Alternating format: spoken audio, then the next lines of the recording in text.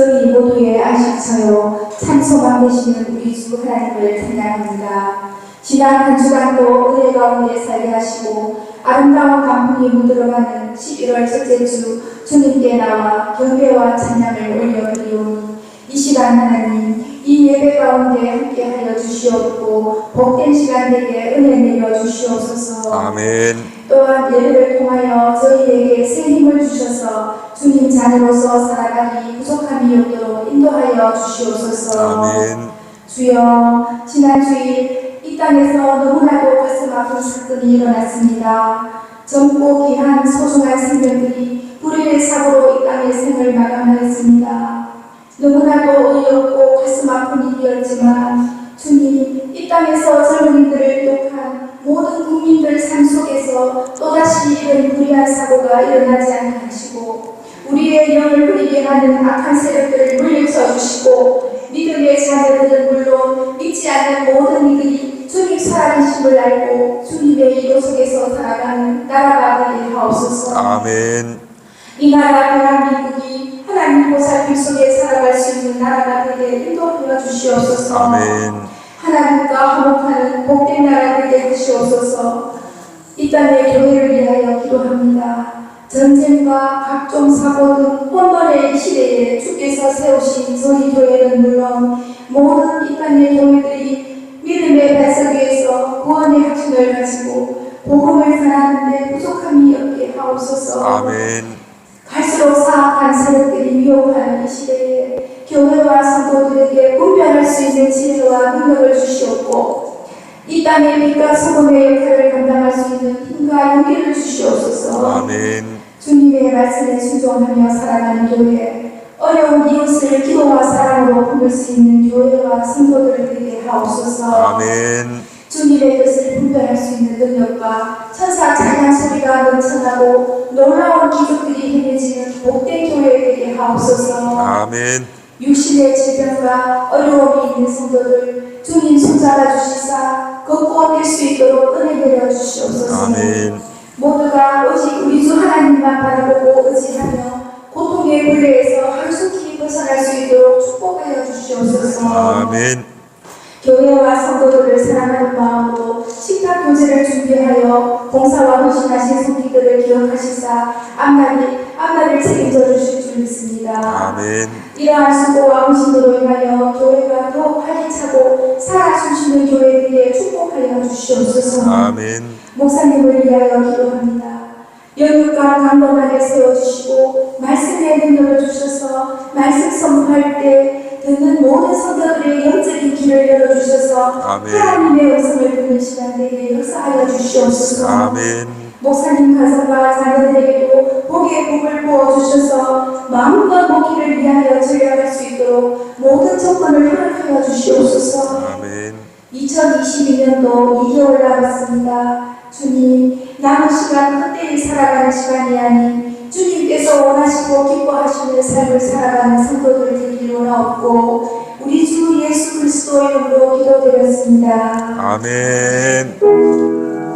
우리의 기도를 응답해 주시는 참 좋으신 나의 하나님.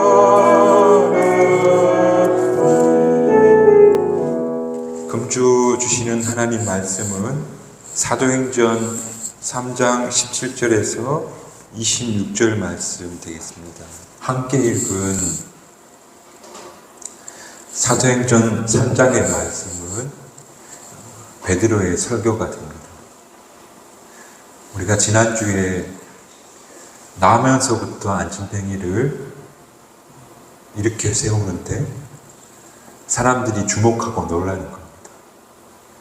그때 베드로가 왜 놀라느냐, 왜 우리를 주목하느냐 하면서 예수님으로부터 말미암은 믿음이 이런 일이 일어나게 된 것이다 하고 증언하였습니다. 그러면서 이어서 오늘 3장 17절부터 26절까지는 이제 그러니까 그 백성들에게 결단을 촉구하는데 그러므로 이제 여러분이 회개하고 돌이켜 이 예수님을 여러분들이 받아들이십시오 라고 지금 백성들에게 결단을 촉구하고 있는 장면이 바로 오늘 10절 이하의 말씀이 된다는 겁니다. 회개하고 돌이켜라고 베드로가 설교하고 있는데, 회개하고 돌이켜가 같은 말처럼 들리지만 원어적으로 서로 다른 의미를 가지고 있는데요. 회개한다는 말은 뭐냐면, 그러니까 자신의 죄로부터 이제 돌아서는 것을 회개하는 것이다. 또 돌이킨다는 말은 뭐냐면, 그러니까 자신의 죄로부터 돌이켜서 이제 하나님을 향하겠다 하는 것이 돌이킨다는 의미가 된다는 겁니다. 말하자면 회개하고 돌이킨다는 말은 이제 내 죄로부터 벗어나서 앞으로 하나님을 향하겠습니다 하는 고백이 바로 회개하고 돌이킨다는 의미가 있다는 겁니다.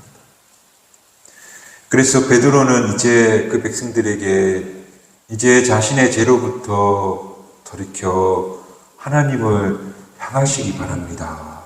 그렇게 설교하고 있다는 겁니다.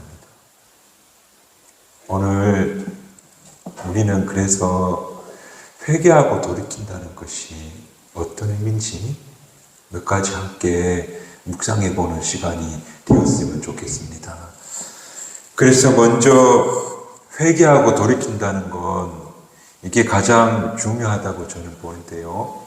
바로 회개하고 돌이킨다는 건 이제 내가 예수님을 영접하겠습니다 하는 의미를 담고 있는 겁니다. 예수님을 이제 내 삶의 주인으로 모시고 살겠습니다 하는 고백이 담겨져 있다는 겁니다.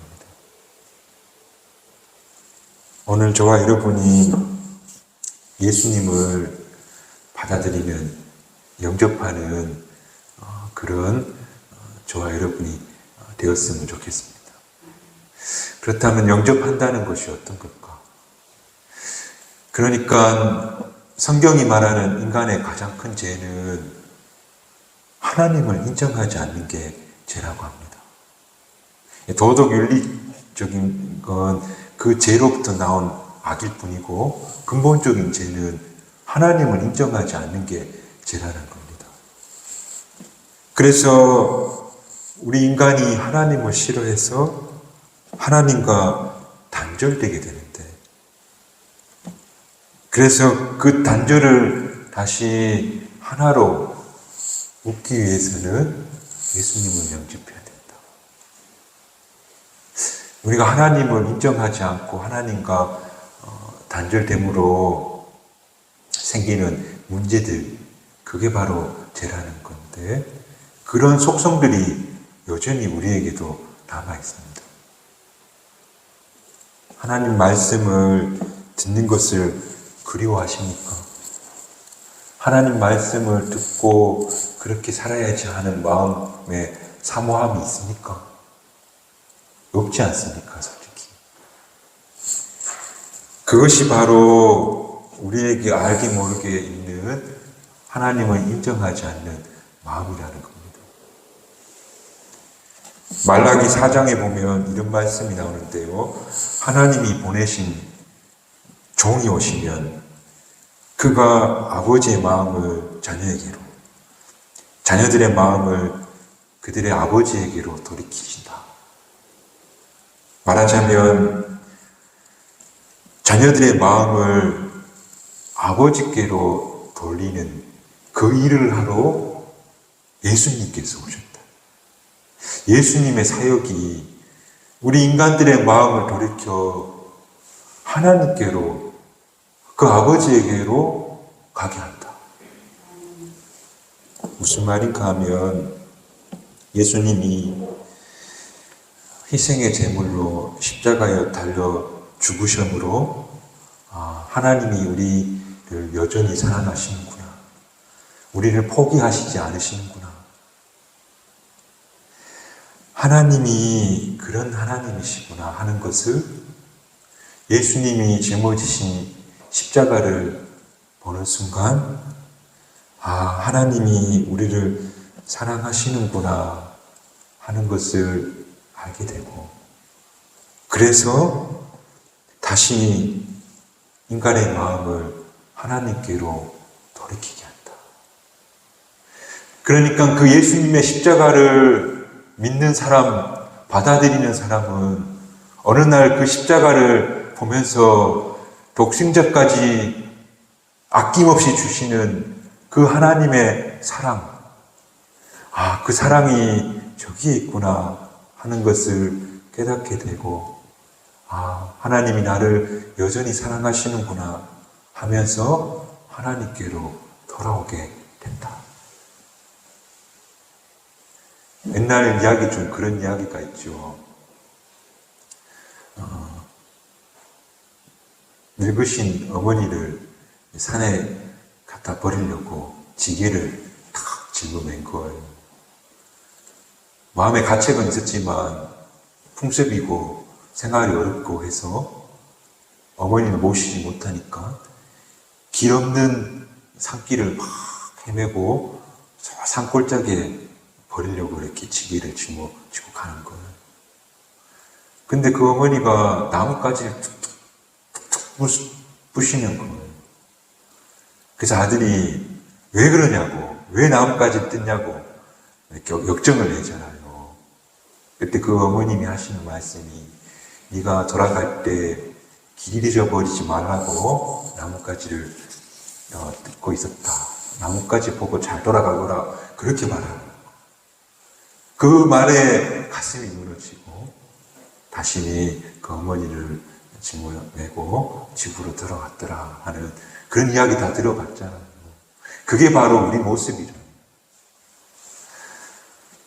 철저하게 하나님 없이 살고 내 마음 내키는 대로, 내 육신이 원하는 대로 살다가, 그렇게 살다가 하나님 없이, 하나님 인정하지 않고 살다가, 그러다가 당신이 보내신 독생자 예수 그리스도의 십자가를 보면서 저게 하나님 아버지의 사랑이지, 그것을 깨닫게 되는데, 그때 돌이켜 다시 하나님께로 오게 되더라. 그 모든 것이 가능한 것은 바로 예수님을 영접할 때, 예수님을 내가 받아들이게 될 때, 그때 바로 회개하고 돌이켜 당신에게로, 하나님께로 가게 되더라. 이것이 베드로가 설교하는 첫 번째 요지가 된다는 것. 오늘 저와 여러분이 예수님을 진심으로 영접했으면 좋겠어요. 내가 이미 예수님을 영접한 사람이라면 내 마음에 온통 예수님으로 가득 채우게 해달라고 그렇게 기도하며 살았으면 좋겠어요. 그래서 예수님이 십자가가 내게 받아지는 만큼, 내게 채워지는 만큼 돌이켜 하나님께로 가게 되더라, 하나님께 향하게 되더라 하는 사실을 꼭 기억하는 저와 여러분이 되시기를 주님의 이름으로 축복합니다. 그게 첫 번째라면, 두 번째는 회개하고 돌이킨다는 것. 정말 내 죄로부터 떠나서 하나님께로 가는 두 번째는 불순종에서 순종으로 돌아서는 것. 로마서 5장에 이런 말씀이 있어요. 한 사람이 불순종으로 많은 사람이 죄인이 되었지만 한 사람이 순종으로 많은 사람이 의인이 되었다. 첫 번째 불순종으로 죄인이 된 건 아담을 이야기하는 것이고, 두 번째 순종으로 의인이 되게 하는 건 예수님을 가리키는 거죠. 그래서 우리가 죄에서부터 떠나 하나님을 향하는 사람으로 살기 원한다면 불순종의 습관을 버리고 하나님께 순종하는 사람이 되는 거예요. 바로 예수님처럼 순종의 사람이 될 때 하나님을 향하는 정말 돌이켜 회개하는 사람이 된다는 거예요. 목사님, 불순종, 순종이 뭐예요? 어떤 거예요? 이런 거겠죠. 가끔 푸념들, 교인들이 하는, 누구나 하는 푸념들이 있잖아요. 내가 어떻게 저런 남자를 만나가지고 이 고생을 하고 사는지 모르겠다고. 또 어떻게 저런 새끼를 낳아가지고 내가 이렇게 애를 먹는지 모르겠다고 하는 원망의 푸념들을 들을 때가 있는데, 그렇다면 한번 생각해 보세요. 결혼할 때 내가 이 남자랑 결혼을 해도 되겠습니까? 하고 하나님께 물었습니까? 내가 이 애를 낳겠다고 하나님께 물었습니까? 지금까지 우리가 살면서 다 자기가 좋아서 한 것 아니었습니까? 아니, 목사님, 부모의 강요 때문에, 또 남편의 강요 때문에 어쩔 수 없이 그렇게 됐습니다. 그렇게 말하실 분 있을 것 같은데, 그래도 최종 선택은 누가 했습니까? 내가 했다는 겁니다. 하나님께 묻지 않고 내 좋은 대로, 내가 원하는 대로 한 것이 바로 불순종이라는 거. 이런 불순종의 태력을 벗어나서 이제 하나님이 이렇게 묻고 하나님께서 원하신 걸 하며 사는 것이 바로 순종이라는 거. 제가 좋아하는 찬송가 가사 중에 이런 찬송이 있습니다. 주님 뜻대로 살기로 했네. 주님 뜻대로 살기로 했네. 근데 그 찬송을 우리 삶에서 딱 놓고 파헤쳐 보면 가사가 달라지는데, 내 고집대로 살기로 했네. 뒤돌아보지 않겠네. 사실은 주님 뜻대로 살기로 했다고 고백하지만 내 고집대로 살았다는 겁니다. 내가 하고 싶은 대로 살아온 삶이 바로 죄요 불순종이다. 그래서 이 불순종에서부터 벗어나려면 하나님께서 기뻐하신 뜻이 무엇인지를 묻고, 그리고 그 길을 힘들지만 걸어가는 것. 그게 바로 돌이켜 회개하고 돌이켜 죄에서부터 벗어나 하나님을 향해 걸어가는 길의 모습이다는 사실을 우리가 꼭 기억했으면 좋겠습니다. 가끔 교우분들이 생각해 볼게요 라고 말하시는 것을 듣게 됩니다. 생각해 볼게요는 내가 생각해보고 내가 결정하겠다는 것.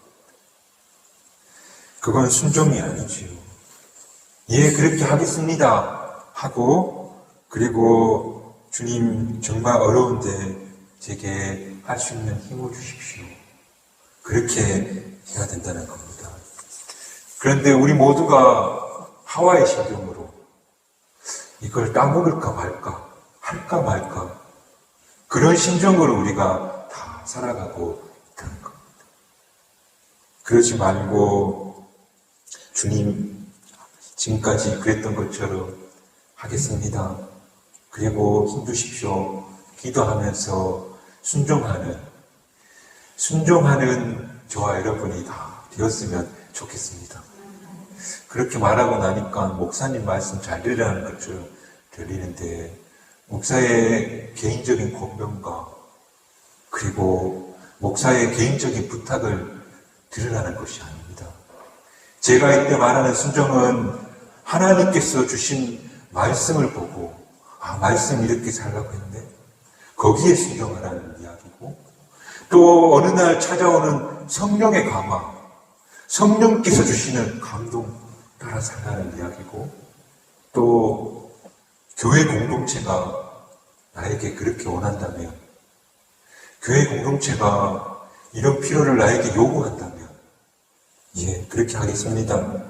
순종하겠습니다. 그리고 그럴 수 있도록 주님 제게 힘을 주십시오.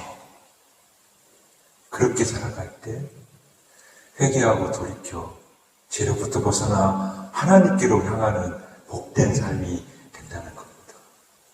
순종은 사다리입니다.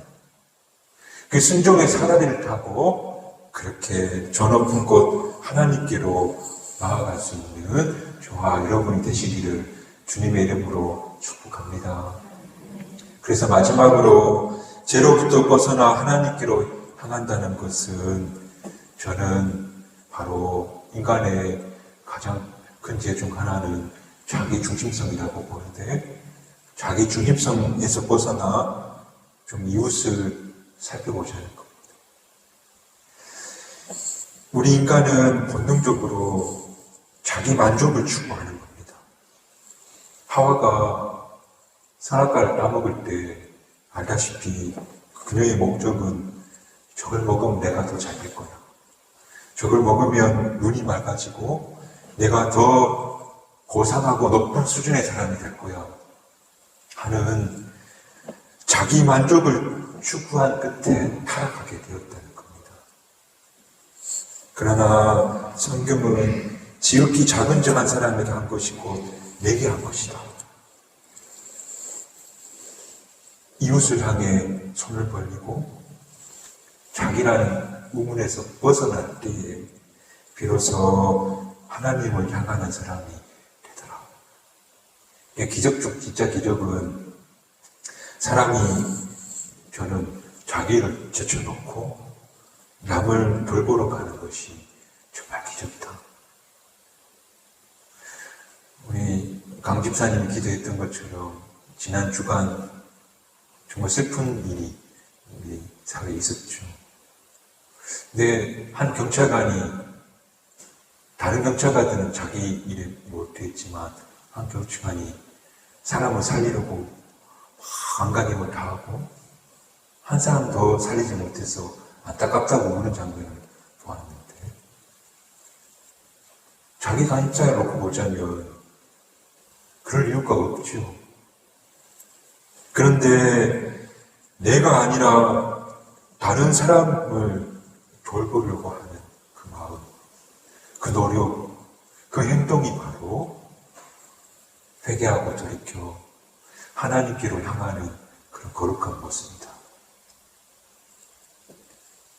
그래서 저와 여러분이 정말 죄를 등지고 하나님께 향해야 될 텐데, 그만 내 욕구를 조금 내려놓고 내 필요를 조금 제쳐놓고, 이제 다른 사람을 위해 살아야지, 다른 사람의 필요를 내가 조금 채워줘야지, 그런 마음으로 살아가는 것이 바로 회개하고 돌이켜 죄로부터 벗어나 하나님을 향하는 그런 마음이다. 그 사실을 우리가 꼭 기억하였으면 좋겠습니다. 말씀을 정리하겠습니다. 그러므로 오늘 베드로가 회개하고 돌이키라고 오늘 자신들의 동족들에게 지금 결단을 촉구하고 있습니다. 그건 다른 것이 아니라 이제 좀 당신들이 실수로 죽였던 그 예수님이 구원자시고 그 예수님을 받아들여야만 우리가 하나님께로 되돌아갈 수 있고, 그리고 그 예수님을 받아들이는 만큼 하나님 사랑이 우리에게 크게 다가올 것이다. 그러니 이제 그분을 주인으로 인정하고 우리가 이제 죄를 등지고 바로 하나님께 향해 걸어갑시다. 예수 그리스도를 더 많이 더 깊이 받아들이는 저와 여러분 되시기를 주님의 이름으로 축복합니다. 그리고 이제 우리 안에 있는 불순종의 습관에서 어떻게 하든지 순종의 사랑으로 사는 저와 여러분 됐으면 좋겠습니다. 제가 그렇게 순종적인 사람이 아니거든요. 근데 아침에 일어나서 오늘은 제가 이불 자리를 개하지 하는 마음으로 이불을 탁 잡았는데 아내가 여보 이불 좀 개세요. 그러면 개다가 놓고 불순종하는 그런 사람이었는데 근데 지금은 많이 바뀌었어요. 요사이 제가 불순종한 사람에서 어떻게든 순종하는 사람 되려고 애쓰고 있습니다. 저와 여러분이 정말 순종하려고 예 그렇게 하겠습니다. 생각해 보겠습니다가 아니라 예 그렇게 하겠습니다. 대신 하나님 힘 주십시오 라고 하며 순종하는 삶을 사는 저와 여러분이 되었으면 좋겠습니다. 그리고 정말 항상 자기 문제, 자기 만족에만 몰두했던 나였지만 이제 이웃을 향하고 떡 하나도 나누어 먹고 내가 뭐 이 사람에게 도와줄 게 없을까? 그리고 힘들고 어려운 사람 보면 괜히 마음이 뒤숭숭하고 민망하고 이 사람을 도와야지. 그렇게 하는 마음으로 우리가 결단할 때, 등을 돌릴 때, 그때 정말 죄로부터 조금씩 멀어져 가고, 그리고 점점 하나님께로 가까이 가 있는 나와 여러분을 발견하게 될 것이라는 겁니다. 그래서 저와 여러분들이 점점 회개하고 돌이켜 점점 죄로부터 벗어나 하나님께로 향하는 그렇게 성화되어져 가는 그런 저와 여러분이 되어지기를 주님의 이름으로 축복합니다.